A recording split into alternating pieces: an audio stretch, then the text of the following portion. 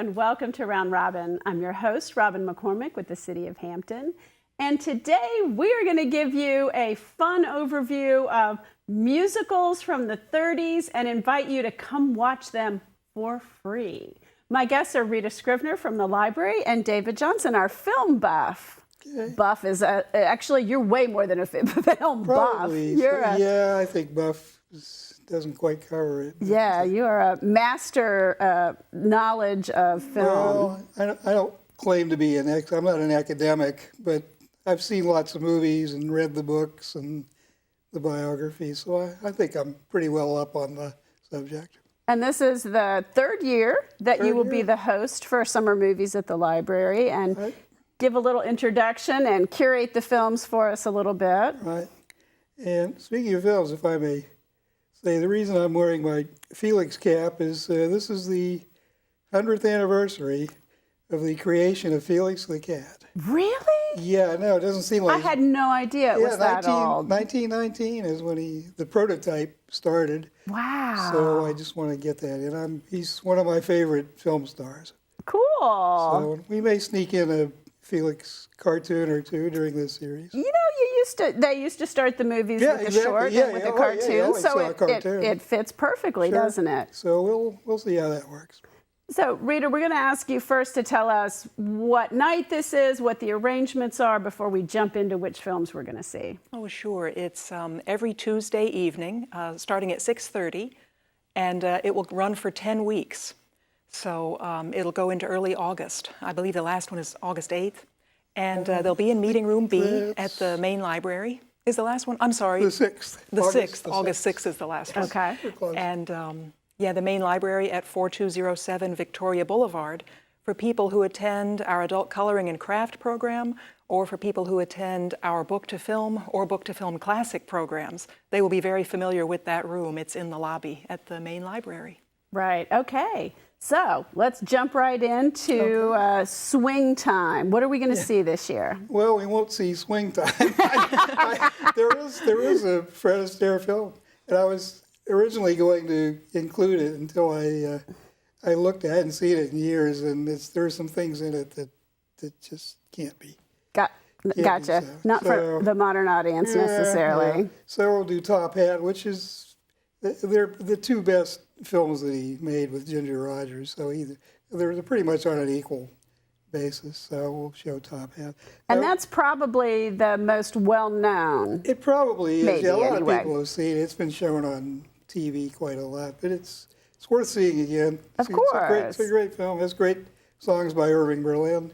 So we're going to start with 42nd Street, which not just because it's the oldest film, it is, but it's a film that made musicals popular again after being out of favor for a couple of years. So the studio in the early talkie era, the studios just made too many musicals and too many bad musicals, and the public just said, no more, we've had enough. And so they were out of favor for a couple of years.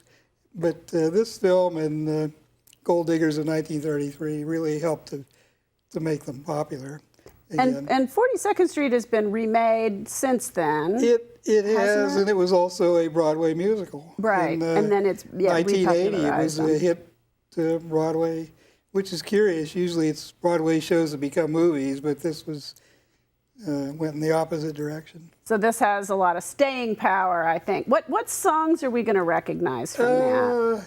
Yeah, well, I'm not sure, depending on your age. You're probably too young. Shuffle Off the Buffalo was a hit, and the title song. And You're Getting to Be a Habit with Me, that was a big, which is actually a drug song. Oh. No, it is, yeah. Well, you could get away with that kind of stuff. The sly references. In 1933, you could get away with that. Not a year or two later, you couldn't. But it's a well-crafted musical, and it holds up today. It's as entertaining today as it was in 1933. And we have, there were a number of iconic musical personalities in that period. So we have to give them their due. People like Bing Crosby, of course, who's the the biggest one of that day. Mm-hmm. Now, what's he in? Which one is he in? He's in a song, yeah, well, it is a song, a film called Pennies from Heaven. It's maybe not one of his better-known vehicles, but it's really one of the best films he made in the 30s. Oh, cool. So, I've never he seen that. plays an ex-convict who goes around playing the lute. If you can figure that out, I can't. But anyway, that's his character. That sounds interesting. And of course, it has the title song, which is now a standard, and a couple other good songs. So we have that, and So you got Bing, you got Fred Astaire and Ginger Rogers. yeah, Jeanette MacDonald and Nelson Eddy, of course. Oh, which one is that? It's a film called Sweethearts. It's not as well known as some of their others. It's their first color film. So we needed some color in this. So we're entering the color age as we go through. But most of these films are not in color because the studios didn't want to spend the money. Remember, they're coming out of It was very expensive then. It was extremely expensive. Yeah. And they were just coming out of the Depression. They didn't want to add to their budgets. So, but this film is their first of two color films that they made. And it has music by Victor Herbert. It's kind of an unusual story. It has a script co-written by Dorothy Parker. Oh my God! That Dorothy that Parker. Alone it sounds fabulous. So there's a little more edge to the script than you would find in most of the Jeanette MacDonald, Nelson Eddy films. And we also have Dick Powell, of course, was a big musical star before he became a tough guy in movies. That came later. I was going to say, I don't think of him as a musical star. No, nobody does anymore because he made this transition very successfully and then became a producer and director. But yeah, this is during his music. He was actually a pretty good tenor singer. And we have Alice Faye, who was the queen of Fox musicals in the 30s. And yeah, we mentioned Fred Astaire and Ginger Rogers. So they all have to have their due. So they all have their own films in this series. And we have 3 films that are adaptations of stage musicals, including probably one of the greatest of all American musicals, which is Showboat. And we have the 1936 version. I think a lot of people don't know there was a 1936 version. See, I know. I looked at it and I'm like, oh, that's one I've seen. And you said, no, you haven't. Yeah, everybody knows the MGM version from 1951. But right. This 36 version is much closer to the original. Same songs or? Yeah, the same, exactly. More of them, more songs than there are in the MGM version. Oh. Yeah, they cut a few things.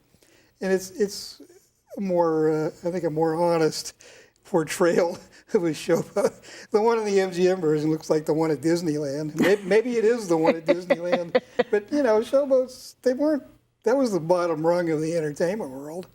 Right, If you were an actor in a Showboat, boy, you couldn't get any lower than that. So it was kind of a grungy way to make a living, but and this film kind of brings that out a lot more than the MGM version, which doesn't even get close to that.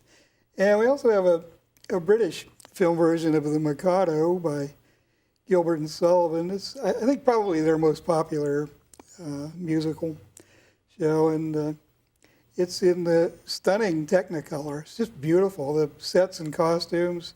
It's really, really great looking film. Now, was that made later, or is it just the British? It was made in 1938. Okay, so we're getting it's getting a little right toward the end of the period, and it had an American director, and one of the stars, Kenny Baker, is an American. So it's a kind of Anglo-American production, but it does have great sets and costumes, and of course a lot of songs that I think people will recognize. Some of their biggest hits are in this show. And we have another Broadway adaptation that nobody's ever heard of. It's called Murder at the Vanities. It was it was part revue format, that's REVUE, and part murder mystery. That is an interesting combination. Yeah, How did that work out? It ran for 200 performances on the stage, which at that time this is 1933. This is the middle of the Depression. That's pretty good. Yeah. And the film version is even better. They threw out the old songs and replaced them with better songs. It's a somewhat different script, but this film was released shortly before the production code was given new enforcement powers. Oh, yeah? And if it could not have been released after that. It's got all kinds of risque elements in it, or at least what at that time was considered kind of risque and objectionable. You have so much knowledge. Like, even if we could watch these at home, we would not have the background that David brings to this. I mean, how much fun is that? It's like, you know, watching Turner Classics or AMC, and but you have your own live personal host telling you. Yeah, and I can answer questions, which they can't.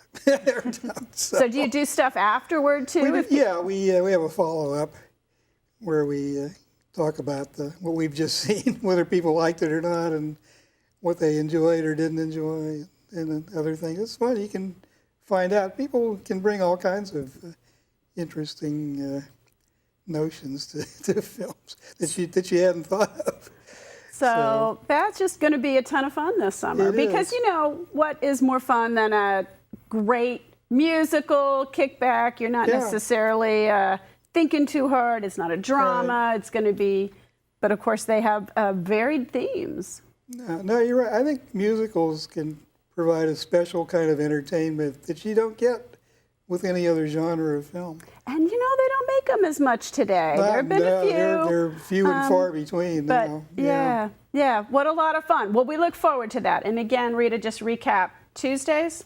Yes, Tuesdays. I'm guessing. Yes, Tuesday evenings at 6:30 for 10 weeks, starting on June 4th. And the fun thing is, if you're away on vacation or you miss one or two, you know, you can dip in whenever you want to. Absolutely. Right. Fabulous. And they can get the full list of movies and know what's playing which nights at hampton.gov/library. Yes, visit our event calendar. We also have flyers posted here and there, and we have some little booklets that we'll also hand out at the movies that just explain what each film is about, so you can pick which ones you'd like to come to. Oh, cool. Okay. I'm going to swing by and pick that up. Great. Thank you both so much. Thank you, Robin.